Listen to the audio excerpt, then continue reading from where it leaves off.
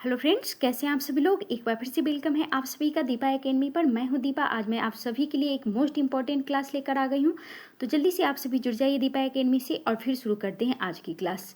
हम करते हैं बीएड फर्स्ट ईयर की तैयारी, जिसका सेशन है 2025 से 27। इस टाइम यानी कि शाम को 8 बजे हम करते हैं कोर्स 3 की क्लास, जिसका नाम है लर्निंग एंड टीचिंग अधिगम और शिक्षण।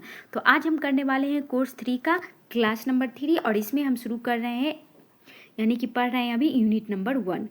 और ये सभी यूनिवर्सिटी के लिए इम्पोर्टेंट होने वाला है। जी हाँ, अगर आप बिहार के किसी भी यूनिवर्सिटी से हैं तो ये क्लास आपके लिए बहुत ही इम्पोर्टेंट होने वाला है, यानी कि महत्वपूर्ण होने वाला है। तो आप लोग दीपा एकेडमी से जुड़कर बीएड फर्स्ट ईयर की तैयारी बिल्कुल फ्री में कर सकते हैं, वो भी बिल्कुल सरल और बेहतरीन तरीके से। तो इसके लिए क्या करना पड़ेगा, आप लोगों को दीपा एकेडमी चैनल को सब्सक्राइब करके बेल आइकन प्रेस करना पड़ेगा, ताकि नेक्स्ट क्लास की नोटिफिकेशन आपको टाइम से मिल जाए और आपका क्लास आपसे मिस ना हो। तो जो भी इस चैनल पर पहली बार विजिट कर रहे हो तो प्लीज़ चैनल को सब्सक्राइब कर लीजिएगा, क्योंकि आप लोगों को बीएड फर्स्ट ईयर की तैयारी बिल्कुल फ्री में कराई जाएगी यहाँ पे। और सभी लोग क्लास को एक बार लाइक कर दीजिए, और जिन लोगों ने अभी तक क्लास को शेयर नहीं किया है तो प्लीज़ क्लास को शेयर कर दीजिए। सिर्फ अगर आप लोगों को नोट्स चाहिए तो इसके लिए क्या करना पड़ेगा, ओनली 99 रुपीज़ पे करना पड़ेगा। कहाँ पे करना है, कैसे करना है, ये सारी जानकारी आप लोगों को टेलीग्राम चैनल से मिलेगी। तो टेलीग्राम चैनल का लिंक आप लोगों को इसी वीडियो के डिस्क्रिप्शन बॉक्स में मिल जाएगा और कमेंट के सबसे ऊपर भी, तो वहाँ पे क्लिक करके आप लोग फॉलो कर सकते हैं। नोट्स के बारे में भी सारी इन्फॉर्मेशन, साथ में अगर आपके मन में कुछ भी सवाल हो या बीएड से रिलेटेड कुछ भी इन्फॉर्मेशन चाहिए तो आप लोग वहाँ पर मैसेज करके पूछ सकते हैं। तो चलिए शुरू करते हैं आज की क्लास, देखते हैं आज का हमारा क्या क्वेश्चन है। तो कोर्स नंबर 3 यानी कि लर्निंग एंड टीचिंग अधिगम और शिक्षण से अभी हम पढ़ रहे हैं यूनिट नंबर 1। इसमें भी टोटल कितने यूनिट है, तो 5 है। तो आज हम करने वाले हैं यूनिट नंबर 1 से क्वेश्चन नंबर 3। विभिन्न प्रकार की अधिगम शैली की व्याख्या कीजिए। एक अध्यापक के लिए यह किस प्रकार शिक्षण अधिगम में उपयोगी है। तो आज का क्वेश्चन हमसे पूछा जा रहा है विभिन्न प्रकार के अधिगम शैली के बारे में, और अध्यापक के लिए यह किस प्रकार उपयोगी होने वाला है। तो चलिए देखते हैं। सबसे पहले हम क्या करते हैं, किसी भी क्वेश्चन का आंसर लिखते हैं तो सबसे पहले हम इंट्रोडक्शन यानी कि परिचय या प्रस्तावना लिखते हैं। तो ये नोट्स आप लोगों को ठीक वैसे ही तैयार किया गया है जैसे आप लोगों को किसी एग्जाम में किसी भी क्वेश्चन का आंसर लिखना है। तो ये नोट्स आप लोगों के लिए बहुत ही इंपॉर्टेंट होने वाला है। तो आप लोग प्लीज़ इसे ज़रूर खरीद लीजिएगा, ताकि आप लोग इसे बाद में प्रिंट आउट निकाल कर आराम से पढ़ सकें। तो परिचय में क्या है देख लेते हैं। शिक्षा का मुख्य उद्देश्य केवल ज्ञान का हस्तांतरण करना नहीं है, बल्कि विद्यार्थियों की क्षमताओं, रुचि और व्यक्तित्व को ध्यान में रखकर उन्हें अधिगम के योग्य बनाना भी है। बिल्कुल सही बात है कि सिर्फ ज्ञान का मतलब ये नहीं होता है कि टीचर बच्चों को ज्ञान सिखा दे, बल्कि ये है कि उनके विद्यार्थियों की क्षमताओं, रुचि और व्यक्तित्व को ध्यान में रखकर उन्हें अधिगम के योग्य बनाना भी है। प्रत्येक विद्यार्थियों की सीखने की शैली यानी कि लर्निंग स्टाइल अलग अलग होती है। बिल्कुल सही बात है, क्योंकि हर एक व्यक्ति के अंदर क्या होता है, इंडिविजुअल डिफरेंस होता है। हर एक बच्चा और व्यक्ति के अंदर कुछ न कुछ अंतर पाया ही जाता है। कुछ विद्यार्थी को देखकर जल्दी सीखते हैं, कुछ सुनकर, कुछ करके और कुछ विचार के द्वारा। अतः शिक्षण प्रक्रिया को सफल बनाने के लिए अध्यापक को विभिन्न प्रकार की अधिगम शैली की आवश्यक है। एक समावेशी कक्षा में क्या होता है, बच्चा हर एक प्रकार का आता है। कोई गिफ्टेड बच्चा यानी कि उनका आईक्यू लेवल काफ़ी हाई होता है, कुछ का सामान्य होता है, कुछ एवरेज होते हैं। तो इन सभी बच्चों को एक साथ लेकर चलना होता है। तो इनके लिए क्या करना पड़ेगा, अध्यापक को विभिन्न प्रकार की अधिगम शैली की जानकारी होनी चाहिए। अगर नहीं हो पाएगी तो वे इन सभी बच्चों को एक साथ नहीं पढ़ा पाएंगे। यदि शिक्षक विद्यार्थियों की अधिगम शैली को समझकर शिक्षण करेगा तो शिक्षा अधिक प्रभावी और रुचिकर हो जाएगी। आगे देखते हैं। आगे हम इंट्रोडक्शन के बाद क्या करते हैं, इसका डेफिनेशन लिखते हैं यानी कि परिभाषा। तो आप लोग हर एक क्वेश्चन से 2-3 परिभाषा याद कर लीजिएगा, वो भी मनोवैज्ञानिक के नाम के साथ। तो अधिगम शैली क्या होता है, अधिगम शैली यानी कि लर्निंग स्टाइल के आशय उस विशेष तरीके से है जिसके द्वारा कोई शिक्षार्थी सूचना ग्रहण करता है, उसे समझता है, उसका संगठन करता है तथा उसे याद रखकर प्रयोग करता है। शिक्षण शैली का क्या मतलब हो जाता है, उस विशेष तरीके को शिक्षण शैली कहा जाता है जिसे विद्यार्थी सूचना ग्रहण करता है, उसे समझता है, उसका संगठन करता है तथा उसे याद रखकर जीवन में आगे उपयोग करता है। डन और डन के अनुसार क्या कहा था उन्होंने, अधिगम शैली वह विशिष्ट तरीका है जिसके माध्यम से विद्यार्थी ज्ञान को ग्रहण, संसाधित, आत्मसात और प्रयोग करता है। ज्ञान को क्या करता है, ग्रहण करता है, उसके बाद संसाधित करता है, उसके बाद आत्मसात करता है और फिर उसको अपने लाइफ में प्रयोग करता है। आगे देखते हैं। आगे है अधिगम शैलियों के प्रकार। अब अधिगम शैलियों के हम टाइप्स पढ़ने वाले हैं। तो इसमें क्या है, विद्यार्थियों में मुख्यतः 3 प्रकार अधिगम शैलियाँ पाई जाती है जिन्हें VAK मॉडल कहा जाता है। तो VAK मॉडल क्या हो जाएगा, देख लेते हैं। तो पहला इसमें आ जाएगा दृश्य अधिगम शैली यानी कि विजुअल लर्निंग स्टाइल। V से क्या हो जाएगा, विजुअल। ऐसे विद्यार्थी चित्र, चार्ट, आरेख, नक्शे, वीडियो, रंग और ग्राफ देखकर बेहतर सीखते हैं।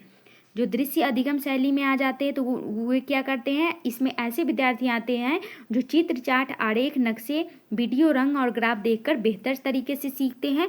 वे नोट्स बनाकर और चित्रात्मक प्रस्तुतिकरण से अधिक समय तक जानकारी याद रख पाते हैं। आगे है दूसरा है VAK में, इसकी विशेषता क्या हो जाएगी, बोर्ड स्लाइड पर लिखी बातें जल्दी याद रहती है। रंगीन आरेख, माइंड मैप और चार्ट उपयोगी होते हैं। दूसरा हमारा है VAK में श्रव्य अधिगम शैली यानी कि ऑडियो लर्निंग स्टाइल। इसमें क्या होता है, ऐसे विद्यार्थी सुनकर सीखने में सक्षम होते हैं। लेक्चर, चर्चा, बहस, समूह वार्तालाप, ऑडियो रिकॉर्डिंग से इन्हें अधिक लाभ होता है। ये क्या करते हैं, लेक्चर सुनते हैं, डिस्कशन करते हैं, समूह चर्चा करते हैं यानी कि ग्रुप डिस्कसिंग करते हैं, ऑडियो रिकॉर्डिंग से इन्हें अधिक लाभ होता है। इसकी विशेषता क्या हो जाएगी, समझने पर तुरंत ग्रहण करते हैं, मौखिक रूप से कई बातें लंबे समय तक याद रहती है और संगीत, लय और आवाज़ से जुड़े रहते हैं। आगे देखते हैं VAK में, VA हो गया, अब हम K से देखने वाले हैं। तो कायिक अधिगम शैली, इसमें क्या हो जाता है, ऐसे विद्यार्थी करके, छूकर और अनुभव से सीखते हैं यानी कि लर्निंग बाय डूइंग, जिसमें प्रयोग हो गया, प्रैक्टिकल हो गया, रोल प्ले हो गया, मॉडल बनाना हो गया और लैब गतिविधियों इनके लिए सबसे अधिक प्रभावी होती है। इसमें क्या हो जाएगा, करके सीखना, प्रयोग करके सीखना। इसकी विशेषता क्या है, प्रयोगात्मक और प्रायोगिक गतिविधियों से सीखते हैं। लंबे समय तक स्थिर बैठने में कठिनाई होती है। खेल, नाटक, प्रयोगशाला कार्य आदि से सीखना पसंद करते हैं। आगे देखते हैं। आगे पढ़ने से पहले प्लीज़ सभी लोग एक बार क्लास को लाइक कर दीजिए और जिन लोगों ने अभी तक क्लास को शेयर नहीं किया है तो प्लीज़ सभी लोग शेयर कर दीजिए। और जो भी इस चैनल पर पहली बार विजिट कर रहे हैं तो प्लीज़ चैनल को सब्सक्राइब करके बेल आइकन प्रेस कर लीजिएगा, क्योंकि यहाँ पे आप लोगों को फर्स्ट ईयर का पूरा सिलेबस कवर कराया जाएगा बिल्कुल फ्री में। सिर्फ नोट्स के लिए आप लोगों को 99 रुपीज़ पे करना पड़ेगा। तो चौथा क्या है हमारा, अन्य अधिगम शैली। अब हम अन्य अधिगम शैली को पढ़ने वाले हैं। तो इसमें क्या हो जाएगा, कुछ विद्वानों ने अतिरिक्त शैलियों का भी उल्लेख किया है। तो इसमें है पठन लेखन अधिगम शैली, रीडिंग राइटिंग, पढ़ और लिखकर सीखने वाले विद्यार्थी, सामाजिक अधिगम शैली, समूह में कार्य करने से सीखने वाले, एकाकी अधिगम शैली, अकेले अध्ययन कर बेहतर सीखने वाले। आगे हमारा डायग्राम आ चुका है। इसमें क्या है, अधिगम शैलियाँ यानी कि VAK मॉडल। तो अधिगम शैली में पहला क्या हो जाएगा, V यानी कि दृश्य, A यानी कि श्रव्य ऑडियो और तीसरा क्या है, कायिक। नेक्स्ट देखते हैं। आगे है अध्यापक के लिए अधिगम शैली का महत्व। अब हम क्या पढ़ने वाले हैं, अध्यापक के लिए अधिगम शैली का महत्व। एक अध्यापक यदि अधिगम शैली को समझकर शिक्षण करता है तो पहला क्या हो जाएगा, प्रभावी शिक्षण हो जाएगा। तो अधिगम वातावरण शिक्षण विभिन्न शैलियों के अनुरूप शिक्षण सामग्री, चित्र, ऑडियो गतिविधि प्रस्तुत करता है। प्रभावी शिक्षण बनाने के लिए क्या करेगा, अधिगम को वातावरण को बनाने के लिए शिक्षक विभिन्न शैलियों के अनुरूप शिक्षण सामग्री कराएगा, जिसमें वो चित्र, ऑडियो गतिविधियों को क्या करेगा, प्रस्तुत करेगा। दूसरा है विद्यार्थियों की सक्रिय भागीदारी, यानी कि बच्चे क्या करेंगे, उसमें एक्टिव रूप से भागीदारी लेंगे। विद्यार्थी अपनी शैली के अनुसार सीखने में अधिक सक्रिय होते हैं। आगे देखते हैं। तीसरा है व्यक्तिगत विभिन्नताओं का सम्मान। प्रत्येक विद्यार्थी की विशेषता और क्षमता को ध्यान में रखा जा सकता है, यानी कि हर एक बच्चा के अंदर क्या होता है, इंडिविजुअल डिफरेंस होता है। तो उन डिफरेंस को क्या करना है, सम्मान रूप से देखना है, ना कि उनकी कमियों के रूप से देखना है। तो प्रत्येक विद्यार्थियों की विशेषता और क्षमता को क्या करना है, ध्यान में रखकर उन्हें शिक्षण देना है। चौथा है रुचिकर शिक्षा। शिक्षण एक तरफा न होकर रोचक और प्रेरणादायक बन जाता है। सिर्फ टीचर के पढ़ाने से नहीं, जो टीचर पढ़ा रहे हैं उसमें बच्चे का रुचि है या नहीं है, इन बातों को भी ध्यान में रखना है। पांचवा है दीर्घकालीन अधिगम। विद्यार्थी लंबे समय तक जानकारी याद रख पाते हैं। अगर हम विभिन्न प्रकार के अधिगम शिक्षण शैलियों का उपयोग करते हैं तो बच्चे क्या करते हैं, लंबे समय तक उस जानकारी को याद रख पाते हैं। छठा है परिणामों में सुधार। परीक्षा और जीवन व्यवहार दोनों में विद्यार्थियों का प्रदर्शन बेहतर होता है। अगर चीज़ें उनको याद रहेंगी तो क्या करेंगे, अपने जीवन में उसे प्रयोग करेंगे, तो उनका परीक्षा और जीवन व्यवहार दोनों में विद्यार्थियों का बेहतर प्रदर्शन होगा। आगे देखते हैं। आगे अब हम क्लास के लास्ट में आ चुके हैं, यानी कि निष्कर्ष में।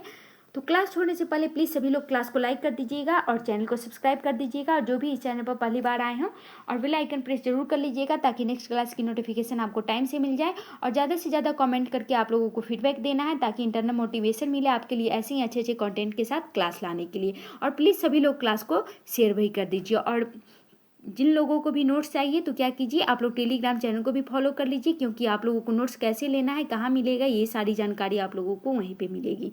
तो निष्कर्ष पढ़ने वाले हैं। निष्कर्ष क्या है, आप लोगों को कंपल्सरी रूप से हर एक क्वेश्चन के आंसर में लास्ट में लिखना है, भले ही 5 लाइन क्यों ना लिखे, पर लिखना जरूर है। तो निष्कर्ष में क्या है, अधिगम शैली शिक्षा प्रक्रिया का एक महत्वपूर्ण हिस्सा है।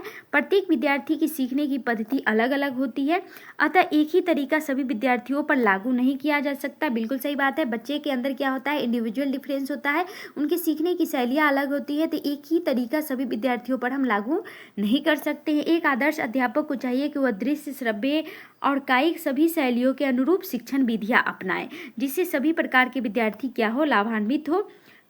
इस प्रकार अधिगम शैलियों का ज्ञान अध्यापक को न केवल शिक्षण को प्रभावी बनाने में मदद करता है। अधिगम शैलियाँ क्या करती है, ज्ञान अध्यापक को न केवल शिक्षण को प्रभावी बनाने में मदद करता है, बल्कि विद्यार्थियों के स्वर्णिम विकास में भी सहायक सिद्ध होता है।